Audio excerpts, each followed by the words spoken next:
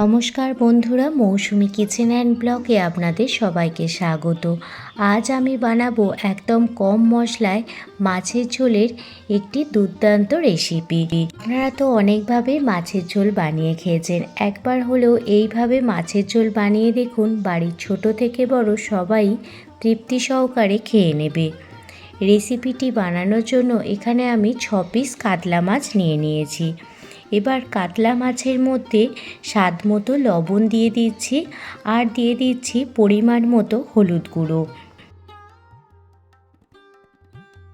লবণ আর হলুদটা প্রত্যেকটা মাছের পিসের গায়ে ভালোভাবে মাখিয়ে নিতে হবে, যাতে লবণ হলুদটা খুব ভালোভাবে মাছের মধ্যে ঢুকে যায়। মাছের মধ্যে লবণ হলুদ মাখিয়ে 15 মিনিট মতো লবণ হলুদ মাখিয়ে এইভাবেই রেখে দেবো। 15 মিনিট পর ফিরে এসেছি। এবার গ্যাসের ওভেন জ্বালিয়ে কড়াই বসিয়ে দিয়েছি আর কড়াইতে দিয়ে দিলাম পরিমাণ মতো সর্ষের তেল। আপনারা সর্ষের তেলটা আপনাদের পরিমাণ মতো দেবেন। তেল ভালোভাবে গরম হয়ে গেলে একে একে কাতলা মাছের পিসগুলো দিয়ে দিচ্ছি, যেগুলো আমি আগেই লবণ হলুদ মাখিয়ে নিয়েছিলাম। অবশ্যই তেল খুব ভালোভাবে গরম হলে তবেই মাছগুলো দিয়ে দেবেন। দেখুন, প্রথম ব্যাচের মাছগুলো ভাজা হয়ে গেছে। একে একে প্রথম ব্যাচের মাছগুলো তেল থেকে উঠিয়ে নিচ্ছি। এবার সেকেন্ড ব্যাচের মাছগুলো একই পদ্ধতিতে ভেজে নিচ্ছি। এই প্রচণ্ড ঘাসফাস করা গরমে যখন কিছুই খেতে ভালো লাগছে না, তখন কম মশলায় এই মাছের ঝোলটি আপনারা বানিয়ে খেতে পারেন। খেতে ভীষণই ভালো হয়। সেকেন্ড ব্যাচের মাছগুলো ভেজে তুলে নিচ্ছি। এখানে আমি মাছগুলো হালকা করে ভেজে নিয়েছি। আপনারা চাইলে এর থেকে কড়া করেও ভেজে নিতে পারেন। মাছ ভাজার তেলের মধ্যেই এবার দিয়ে দিচ্ছি লম্বা লম্বা করে কেটে রাখা আলু আর দিয়ে দিচ্ছি পটল। এখানে পটল আর আলুটা লম্বা করে কেটে দিয়ে দিলাম। এবার পটল আর আলুর মধ্যে স্বাদ মতো লবণ দিয়ে দিলাম, সাথে দিয়ে দিলাম পরিমাণ মতো হলুদ গুঁড়ো। লবণ হলুদ মাখিয়ে পটল আলুটা প্রথমে 3 থেকে 4 মিনিট গ্যাসের ফ্লেম মিডিয়ামে রেখে ভেজে নেব। আপনারা যদি আরও হালকা রান্না করতে চান তাহলে পটল আলুটা সিদ্ধও করে নিতে পারেন। পটল আলু দেখুন হালকা করে ভেজে নিয়েছি। এবার পটল আলুটা একটি পাত্রে উঠিয়ে নিচ্ছি। একদমই সহজ পদ্ধতি, ঘরোয়া কিছু মশলা দিয়েই আজকের এই মাছের ঝোল রেসিপিটি বানানো হয়ে যায়, কিন্তু খেতে হয় অসাধারণ।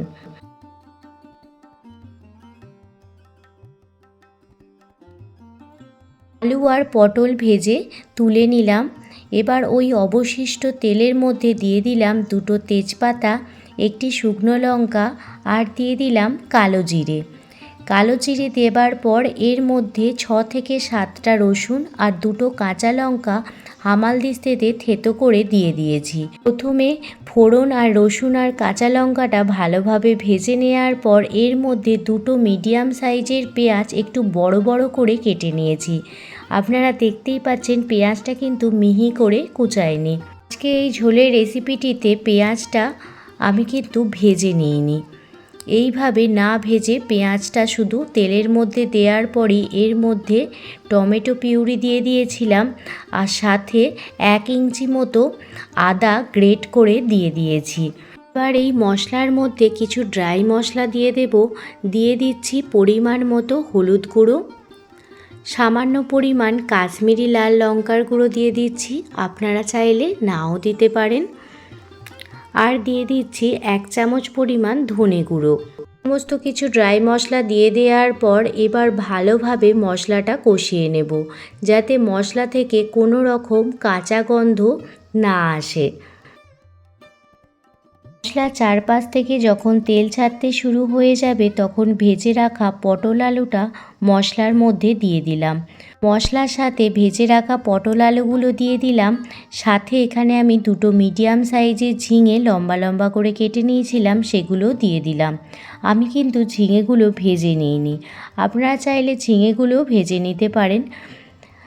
কিন্তু আমি আজকে যেহেতু একদম হালকা পাতলা মাছের ঝোলটি রান্না করছি, সেই জন্য ঝিঙেটা কিন্তু ভেজে নিইনি। সমস্ত মশলা আলু পটল ঝিঙের সাথে ভালোভাবে মিশিয়ে নিচ্ছি। গ্যাসের ফ্লেম মিডিয়ামে রেখে 3 থেকে 4 মিনিট মশলাটি সবজির সাথে কষিয়ে নেব, যাতে সবজির ভিতর মশলাটি খুব ভালোভাবে ঢুকে যায়। ভালোভাবে মশলাটি সবজির সাথে কষানো হয়ে গেলে এর মধ্যে স্বাদ মতো লবণ দিয়ে দিলাম আর দিয়ে দিলাম স্বাদের ব্যালেন্সের জন্য সামান্য পরিমাণ চিনি। লবণ আর চিনিটা সমস্ত মশলা সবজির সাথে ভালোভাবে মিশিয়ে নিচ্ছি আর সাথে দিয়ে দিলাম 2টো কাঁচা লঙ্কা। ঝালটা অবশ্যই আপনারা আপনাদের স্বাদ মতো দেবেন। আমি কাঁচা লঙ্কাটা যেহেতু প্রথমে দিয়েছিলাম তাই আরও 2টো কাঁচা লঙ্কা দিয়ে দিলাম। এবার দিয়ে দিচ্ছি পরিমাণ মতো জল। আপনারা কীরকম গ্রেভি রাখতে চান সেই পরিমাণ জলটা দেবেন। যেহেতু আজকে আমি মাছের পাতলা ঝোল বানাবো সেই জন্য জলের পরিমাণটা একটু বেশি দিয়েছি। জল দিয়ে দেওয়ার পর অবশ্যই লবণটা চেক করে নেবেন, দেখবেন যে লবণটা ঠিক আছে কি না। ঝোলটি যখন ফুটতে শুরু হবে তখন ঢাকনা চাপা দিয়ে 10 মিনিট মতো ঢেকে রেখে দেব, যাতে সবজিগুলো সুসিদ্ধ হয়ে যায়। 10 মিনিট পর ফিরে এসেছি আর আপনাদের দেখাচ্ছি, দেখুন পটল, আলু, ঝিঙে সব কিছু ভালোভাবে সিদ্ধ হয়ে গেছে। এবার ভেজে রাখা মাছগুলো এক এক করে দিয়ে দিচ্ছি। মাছগুলো দিয়ে দেওয়ার পর আবারও 5 মিনিট মতো ভালোভাবে ফুটিয়ে নেব, যাতে মাছের ভিতর সমস্ত মশলা ভালোভাবে ঢুকে যায়। সবজি দিয়ে হালকা পাতলা মাছের ঝোল একদমই রেডি হয়ে গেছে। খুবই কম সময়ে এই মাছের ঝোলটি তৈরি হয়ে যায়। নামানোর আগে 1 চামচ পরিমাণ গরম মশলার গুঁড়ো দিয়ে দিলাম, এতে এর টেস্ট আরও দ্বিগুণ পরিমাণ বেড়ে যাবে। হাতের কাছে ধনিয়া পাতা থাকলেও সামান্য ছড়িয়ে দিতে পারেন, খেতে ভীষণই ভালো লাগবে। আজকে আপনাদের এই হালকা পাতলা মাছের ঝোলের রেসিপিটি কেমন লাগলো অবশ্যই কমেন্ট করে জানাবেন। যদি ভালো লেগে থাকে প্লিজ একটি লাইক, কমেন্ট, শেয়ার এবং সাবস্ক্রাইব করে আমার পাশে থাকবেন। সবাই ভালো থাকবেন, সুস্থ থাকবেন, সাবধানে থাকবেন। আবারও কোনো দিন অন্য কোনো রেসিপি ভিডিও নিয়ে আপনাদের সামনে হাজির হব। ধন্যবাদ।